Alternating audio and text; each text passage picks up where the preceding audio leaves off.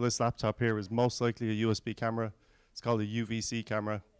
And it has a little image processor inside of it, whose job it is in life is to take the image data, correct it, make it look nice, and put it down the USB pipe. On your phone, it doesn't really work like that because USB is power costly, it's costly in terms of space, and there's a protocol overhead that we don't need to have. So what we have in there is what are called MIPI cameras, and then we have image signal processors inside of those socks to take the output of the sensor and convert it into a normal picture that you're used to seeing. So, for example, on Qualcomm, my colleague Vladimir was just talking about CAM-SS and CAM-X. So in upstream, instead of CAM-X, what we have is a thing called libcamera. And libcamera you should think of as providing all of the user space control components that you require to configure and correct the sensor data that's coming out of CAM-SS. So last year I spoke about the implementation of a soft ISP inside of libcamera, which we did in the CPU. I say we. I mostly sat in on meetings with people who know way more about it than I do. Hans de Gold, Laurent Pinchard, and so on. And you know, I told them about bugs I was finding, and I still said we. But this year I've actually done some work on this myself, and I've implemented some stuff inside of the GPU to take the computationally costly bits out of the CPU and put them into the GPU where they are less computationally costly, giving us more scope to do, you know, more interesting things with this still unprocessed data that comes out, and really open up the camera stack across SOCs and even across architectures as it happens. It's not even really, Hans uses this in IPU6. So a really quick refresher, because I know you were all here at my talk last year on Bayer and coding, but your eye, interestingly, sees somewhere around about here, right? In the green part of the spectrum. And so what that means is you can't capture every single color as an individual ADC. You need to be sensitive to some part of the electromagnetic spectrum, the optic spectrum in this case. So we put filters over our ADC. I mean, they're effectively ADCs. We put filters over our sensors to make them sensitive to a specific part. And because we want to capture as much information as possible in the smallest amount of space, it makes sense to capture more green, basically. So you don't have red, green, blue. This is a pixel, right? But when we capture it, we only capture green, and then we capture blue. We capture green, we capture blue. So when I am trying to decide what the red color was at this pixel right here, I have to interpolate, right? I have to guess.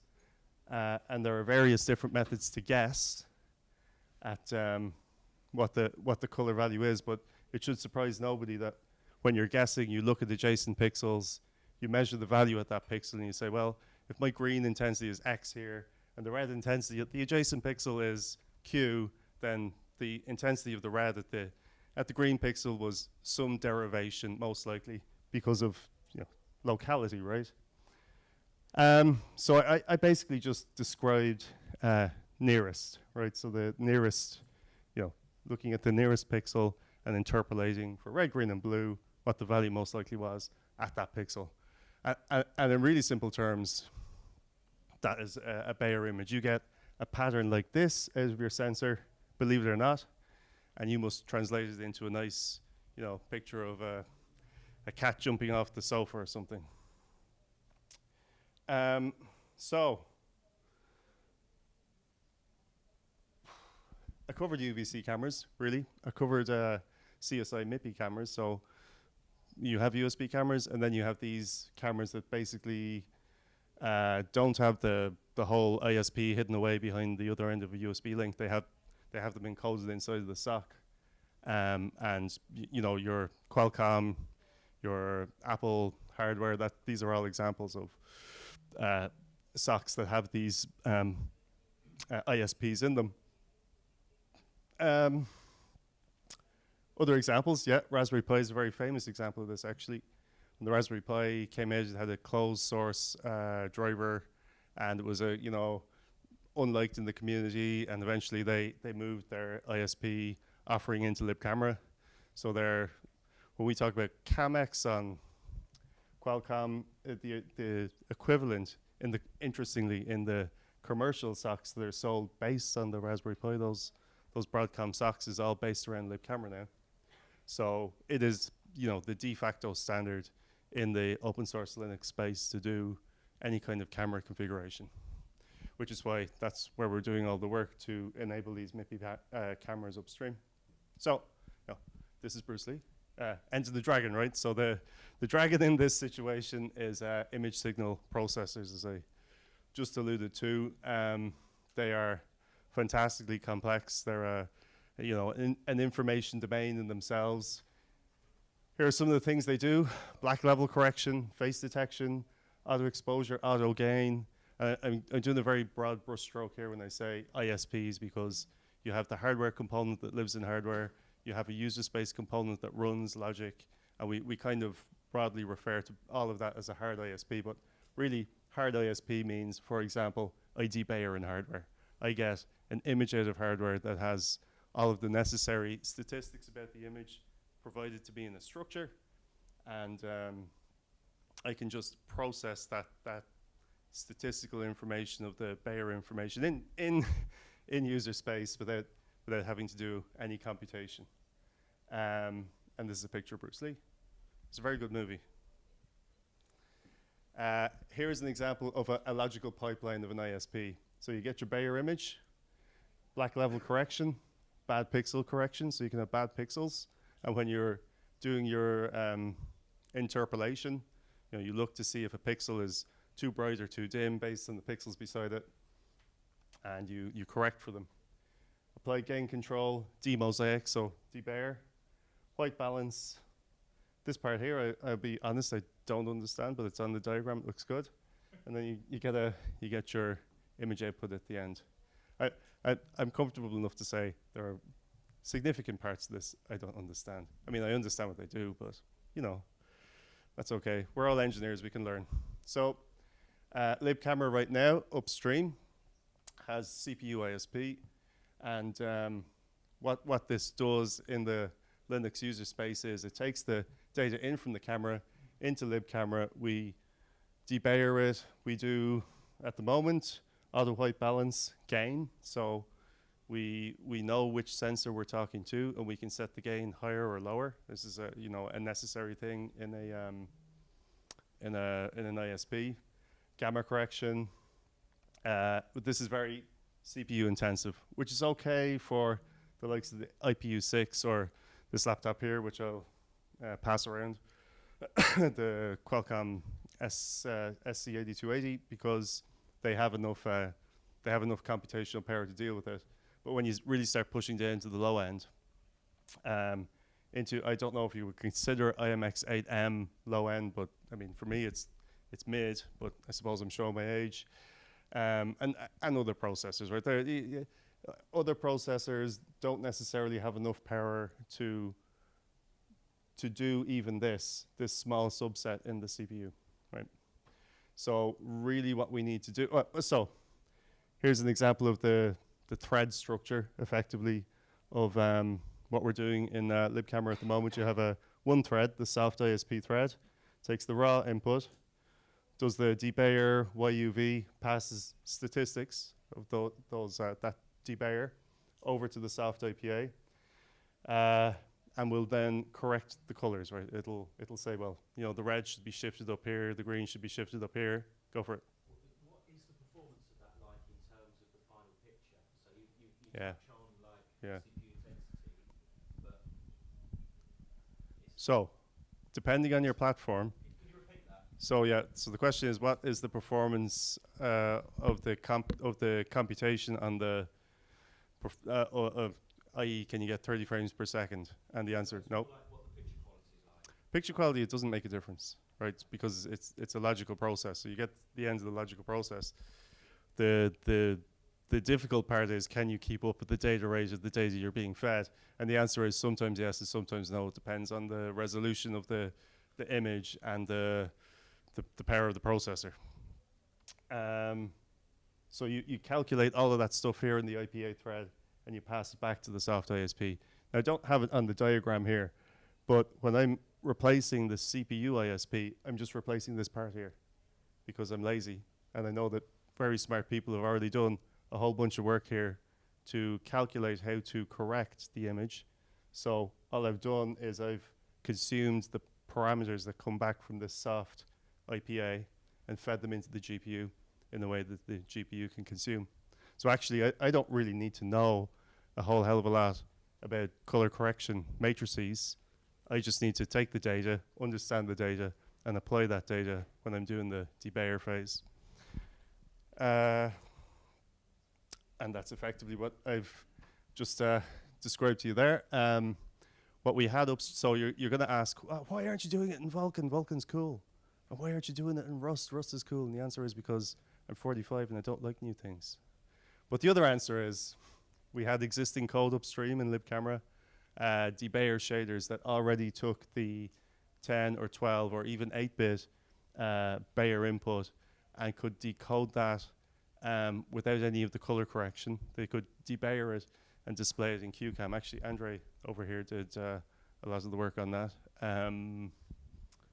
But that was tied into the Qt application. So one of the first things to do was to decide on the version of not OpenGL. We're doing GLES 2.0. I think this says EGL 1.0, but I actually wrote some code since I've been here at Connect, and this is now GLES 2.0. Some of the things that we want to do, you cannot do on 1.0. It's too old. It's too old. So yeah, I kind of lost the run of myself there. It's implemented in GLES 2.0. And once we made a few classes based around EGL, got the shaders working, fixed the bugs, and then started applying the parameters. So we took the original just raw debayer, which would give you a very green image, no color correction in it, moved it into libcamera. It's kind of been just a side project I've been doing, for fun, as you all do. We all have side projects. So how much time do I have? 10 minutes. I'll take you really briefly through some of the code, because I know you all like code. We support, here's what we want to output, RGBA or RGBX. So the alpha component is, we always set the alpha component to 1 at the moment. One thing you might think when you run a pixel shader is you can use a common function here called GL read pixel. But what happens is, as I found out to my detriment, is that GPUs store their data in what's called tiled and compressed formats. So if I want to read out RGBA, this code here, GL read pixel, takes the compressed tiled format inside of the frame buffer and converts it. So it can take about 10 milliseconds to read a frame out. And just so you know, you won't get 30 frames per second at 10 milliseconds. It's not going to happen. So what we have to do is we have to instruct the GPU how to store its pixels when we upload the texture. So what we want to do is we want to upload the texture, and when it is writing its output into its frame buffer, we want to instruct it how to store that data, and we need it to be in RGBA, so we don't have to process that data on the way out. And the way to do that actually is with, as I found, GBM surface. You request the format that you're going to use it for rendering. Not really sure I need to set this linear flag here. Somebody can probably tell me. Copy and paste it out of the code. And then you take the handle from that and you pass it into EGL create surface. And as I told some of my friends and colleagues here, my fans, I've come to kind of love-hate GL, because as you can see here, EGL uses handles, but GL itself uses an implicit handle hidden away in the thread, which is kind of, it's just a mismatch. I don't like it. we mmap the frame that we got from GBM surface, and then when we run our shader, and it does its final write, it writes into that buffer that we requested in a particular format, and we can just mem copy straight out. Now, the smart ones amongst you who are awake will know that you don't want to mem copy if you don't have to. So the main thing, we're going to release 1.0 like this, and probably 1.1 will be addressing this final phase here, where you, instead of mem copying out, you render to texture. You want to render to texture. And why haven't we done that? Because don't have infinite time. Here's another dragon. The Red Dragon book this one comes from.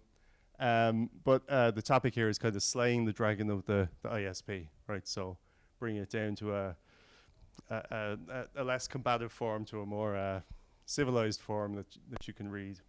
And I think it was you, Chris, asked me about metrics. So Kieran Bingham in libcamera tells me on this laptop, on the Qualcomm, with the kind of latest version of the GPUISP, all the features that have been added, he can get 4 frames a second at over 100% CPU. And then he told me the first time he used GPUISP, he got all the way up to 30 frames a second at 75% GPU in the same application. So that's pretty good going, I thought. I'll do a demo. Do I have time for a demo? I have time for a really quick demo. I want to show changing the color correction matrix. So I don't think I'll show that. I'll just show you the picture. So you have a color correction matrix, which is a 3x3 array of gain values. So you have the green line, the red line, and the blue line. And the reason you have 3x3 is that even at the green pixel, you have artifacts. You have crosstalk between the sensors and non-linearities when you are capturing green. So basically blue influences green, and therefore it's not enough just to calculate how much you want to ramp red up and down on the red pixel. You must also account for the blue and the green when you're doing that. And then you're interpolating then the blue, and you do it again. So it's 3x3. I wanted to kind of show you the changing the CCM. So if you change the CCM, you can make red look green or green look blue, or it's kind of just a crap trick. So let's see the GPUISP running. Do we have any questions? Because I am pretty much done talking. This CPU usage here is one CPU or entire system? Yeah, I mean that's. So the question is it one CPU or? Yeah, is this 100? Does it work? Yeah. So over 100% on one CPU is how one CPU. How Linux reports it. So that is because we're just running one thread. So we just let the OS schedule that. It's up to the kernel. And 30 frames per second is your limit, or is the limit of the? It's the limit of the sensor. The sensor? Yeah, sensor puts out 30 frames a second. So what I'm saying there is we can do 30 frames a second. Here you go. This is, and actually the color really doesn't look too bad. If I do say so myself. I'll start with you, and you can pass it around. Any idea about what that performance will look like once the memory copy and things have gone? Well, significantly faster, because one of the things with the mem copy here is we have to account for architectures that do not necessarily have caching, right? So we have to invalidate the buffer before we mem copy into it, and that really slows stuff down, right? So, but if we can render straight into it, it's not our problem to invalidate that whole thing. And doing all the operations that it needs to not be green, like white balancing and all that, will decrease the performance? For example, if you need to apply several operations in the same buffer? So this thing does the calculation of the operation you have to apply, and then this thread over here applies the calculations. So with the CPU, that's slow. With the GPU, it's less slow, but it's still not equivalent to doing it in the hard ISP, because it's just you have custom silicon for that, But right? that image doesn't have white balancing, right? Does, yeah. Does, Yeah. That's using the CCM, so the color correction matrix is being uploaded to the GPU, and the GPU is doing this. So why is green? Pardon? Why is green? Because it's not. It has bugs. It's not, I mean, right now it gives equivalent. Only is when white balancing is not. Yeah, no, it needs work. Yeah. Yeah, so a lot of products would require some form of tuning in production, right? Yeah. So how does, well, anywhere in the stack, I guess, deal with like fine tuning for like different types of lenses, windows? The and so CCM. on? CCM. That's what the CCM is for. So with the CCM, you characterize your sensor based on that standard. Well, I would say CMYK because that's just what I have in my head. But the standard color sheet under standard lighting, and then you say, okay, it's supposed to be CMYK blue, and I'm measuring something else, so I know that the sensor outputs this, right? And then you correct in your CCM for that. So you use a fixed set of offsets in the CCM to account for the non-linearities of the sensor. Okay, got you. And then when we're running it in real time, right, we tweak that CCM so that you can shift it to account for the color. Camera's got their own tools for doing that as well now. They do. It's not quite as comprehensive as Attics? not quite as comprehensive as that, but there's like 10 sliders, something like that. Yeah, yeah. So Kieran Bingham knows it all. Cool. Thanks, Brian. Cool. Okay. Anybody else? No? Would you like my Bitcoin address? buy me a coffee. OnlyFans? Okay, good. Thanks for coming.